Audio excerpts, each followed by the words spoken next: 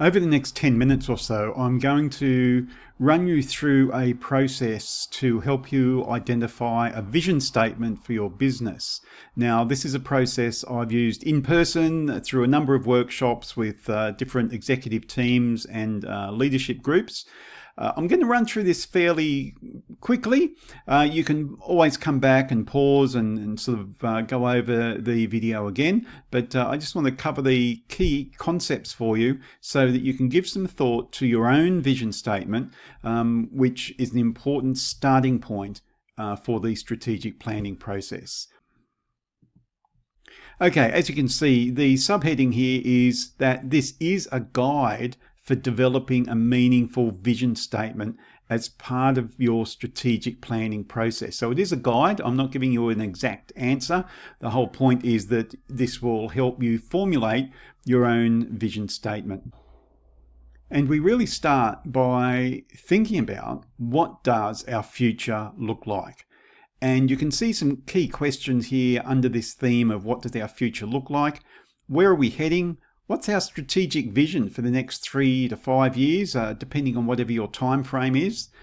Looking particularly where are our growth opportunities and who do we need to serve? What type of clients or customers or industry sectors are we actually trying to work with? And what do we need to be as an organization?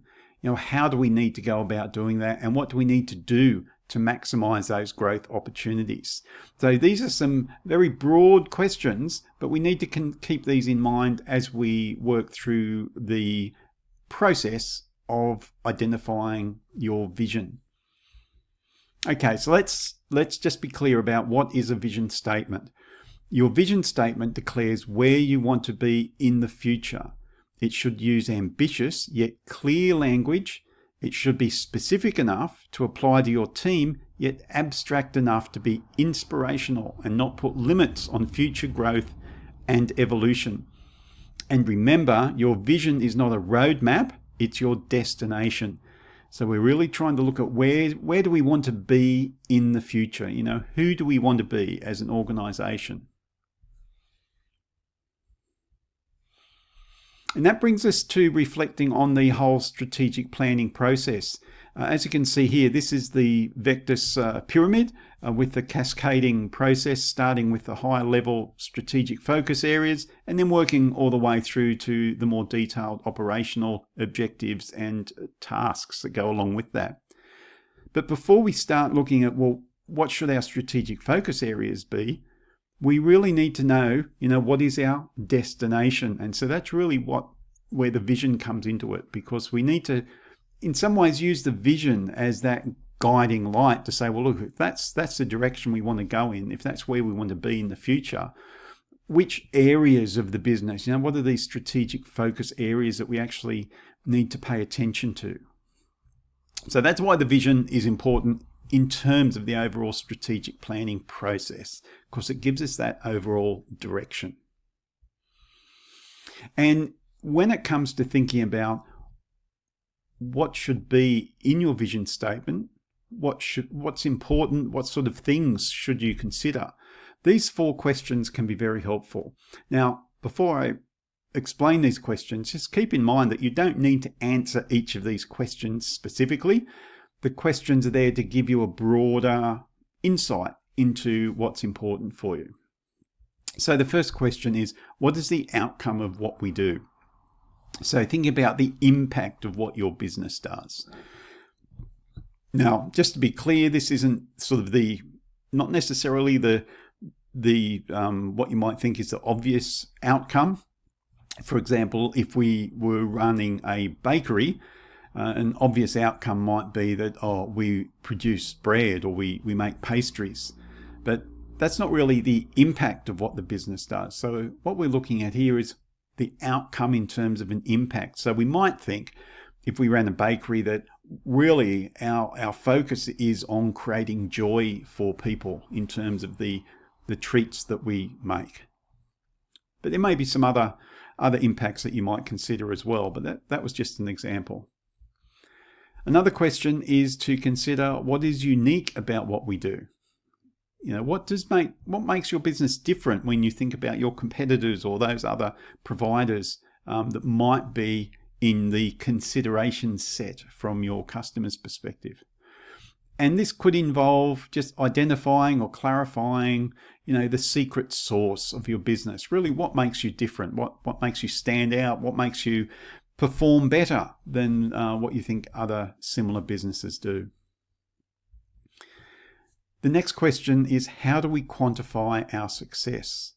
So this is really thinking about the scope of impact. How many people do we want to service? How many customer segments, or which customer segments do we want to be working with?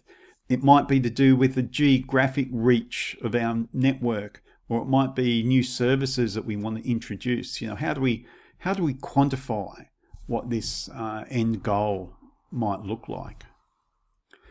And the final question here is, what is a future real life result from what we do? So this is where we start to think about, what's the impact on people? What's the environment that we want to create? What will people be able to do, or what can they experience as a result of what we're doing? For example, one organisation in the civil engineering field might consider that they're creating a better lifestyle for the people that live in the area where where the structures are created that they design. So that might be the experience that they want to create for the local population, which is very separate from the type of work that they do. So that's why these questions are designed to help you think outside of the specific work that you do and look at, well, what's the impact of what we do? In addition to those 4 questions, there's another way of thinking about this as well, and this comes from a book called Good to Great, written by Jim Collins. Back in about 2002 it was published.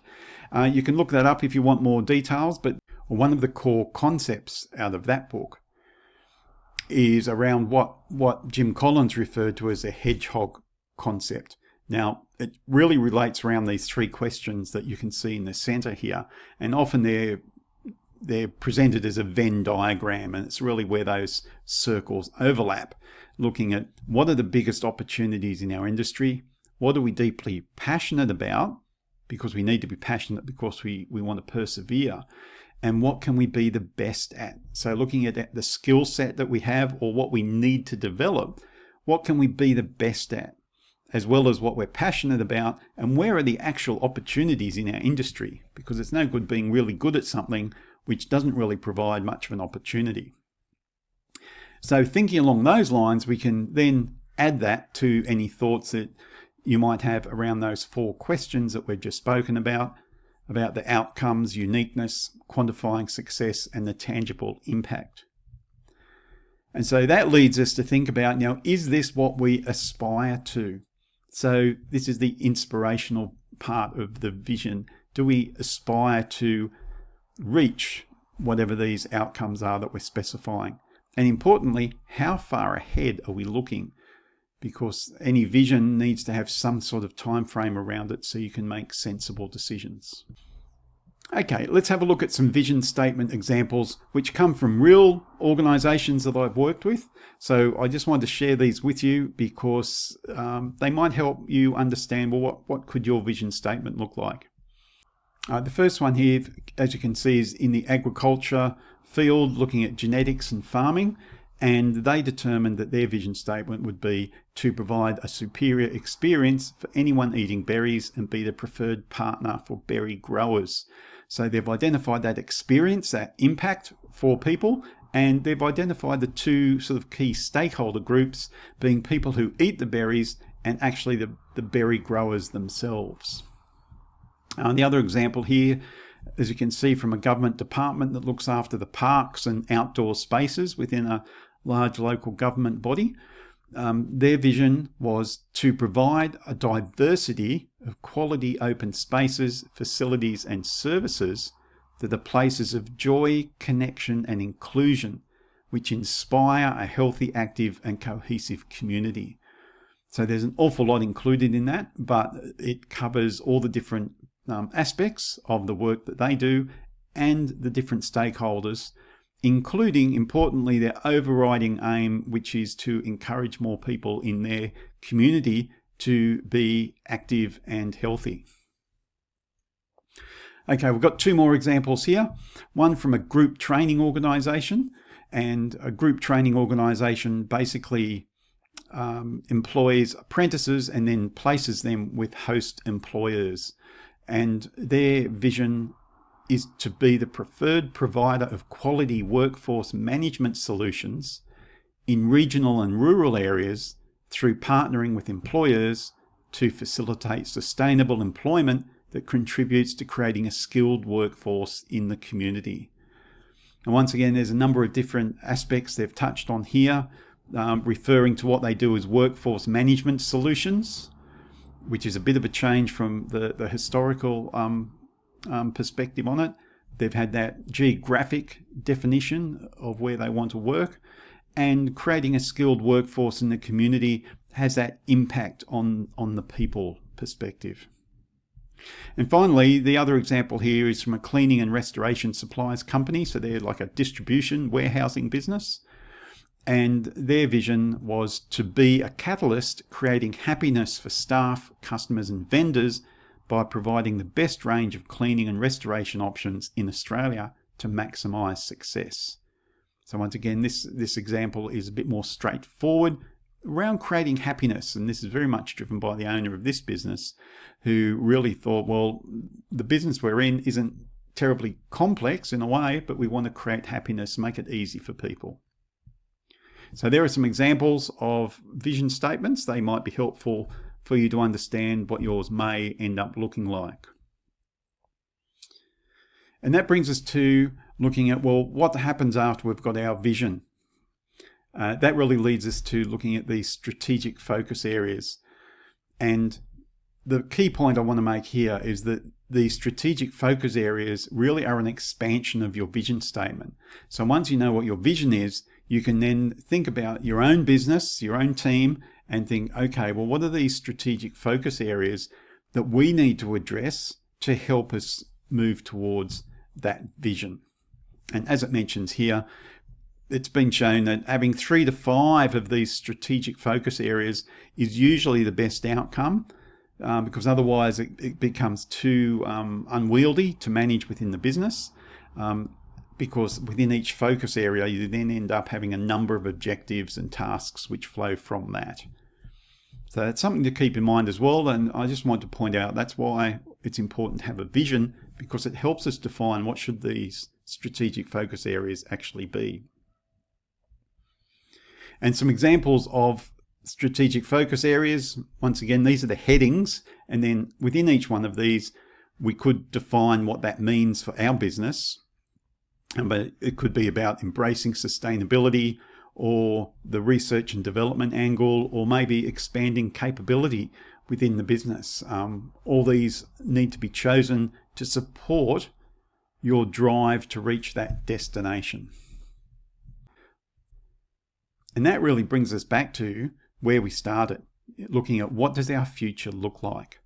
Where are we heading? Where are those opportunities? Who do we need to serve? What do we need to be? What do we need to work on to reach that destination? So I hope you found this helpful in terms of moving your thoughts forward in terms of what your vision statement may be. And of course, if you do have any questions, or if you'd like to explore this further, you're welcome to get in touch.